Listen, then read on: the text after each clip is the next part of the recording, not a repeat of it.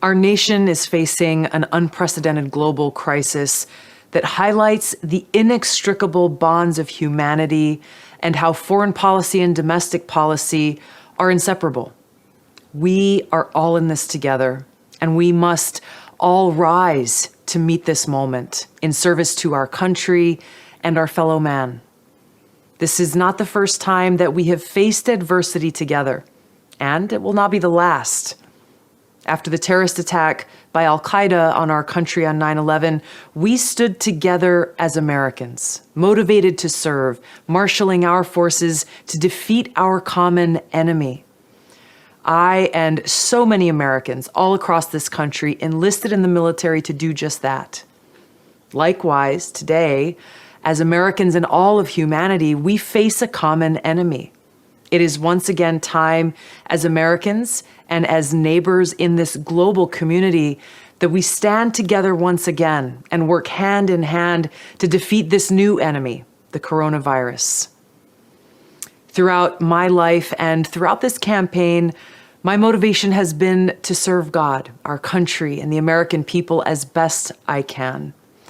I feel that the best way that I can be of service at this time is to continue to work for the health and well-being of the people of Hawaii and our country in Congress, and to stand ready to serve in uniform should the Hawaii National Guard be activated.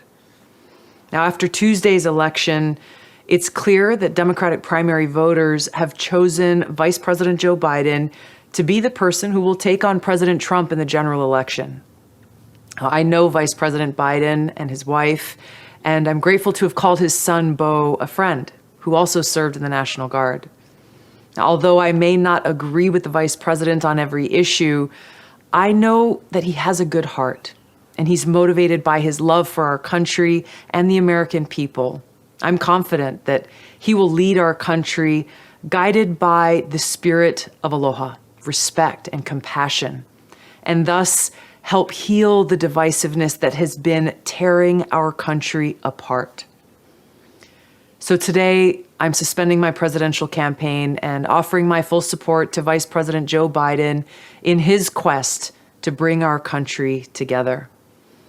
I will continue to advocate for a 21st century foreign policy, one that's based on mutual respect and cooperation instead of confrontation, where we as a community of nations can work together to overcome the great challenges that our people face, preventing and stopping pandemics like the coronavirus that is now affecting all of us, tackling climate change, combating terrorism, removing the existential threat of nuclear war that hangs over the heads of all of us. I will continue to do everything that I can to help bring about an end to the new Cold War and nuclear arms race and end regime change wars, which are costing us trillions of dollars, so that we can invest these precious resources in the needs of the American people. Things like healthcare, rebuilding our infrastructure, education, and so much more. I want to extend my best wishes to my friends, Senator Bernie Sanders, his wife Jane, Nina Turner, and their many supporters for the work that they've done. I have such a great appreciation for Senator Sanders' love for our country and the American people, and his sincere desire to improve the lives of all Americans.